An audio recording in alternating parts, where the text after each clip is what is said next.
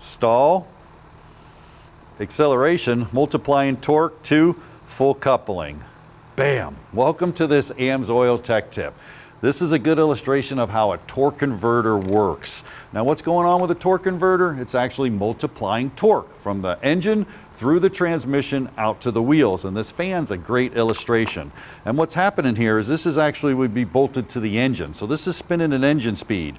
When I'm at idle, well, it's stalled. This end's not moving. I'll show you that in a minute. Then what happens when you take off, we start multiplying torque, and then eventually it gets up to coupling phase. Not totally, and I'll show you that as well.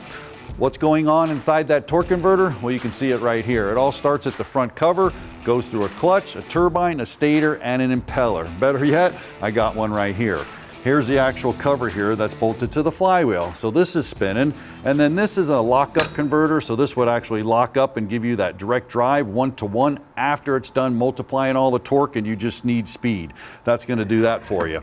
Now what's happening here is the first piece right here. This is the turbine, and if you look inside the turbine, you have these fins, and these fins either rotate the fluid, either vortex, or it goes through rotary flow, and that's going to multiply torque. It's going to hit this stator, and this stator then redirects the fluid. This is a one-way clutch. It locks up in one direction and it freewheels in the other, directs the fluid over to the impeller, and bam, back around we go from the stator to the impeller. But man, that fluid has to change directions, and people don't realize that fluid, Len, that's what's multiplying torque, period. Right, the fluid's actually doing the job here, and it gets a ton of pressure and it creates a bunch of heat. Anytime we force the fluid to change directions that quickly, the internal friction in that fluid generates heat.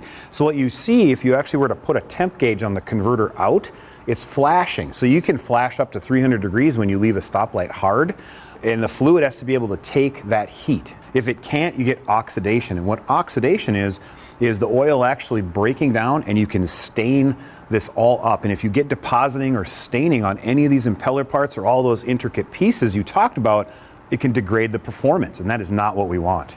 Now the lockup is either have a clutch material here. I still have some friction going on that 1-to-1 drive after the fluid did its job. Yeah, but we can't get there without the fluid, right? So the fluid's going to get you from stopped to highway speed, and all of that pressure has to go through it. So it's critical that you pay attention to the proper application of the fluid, and then our end of it, building the fluid, which we take great pains to do it properly.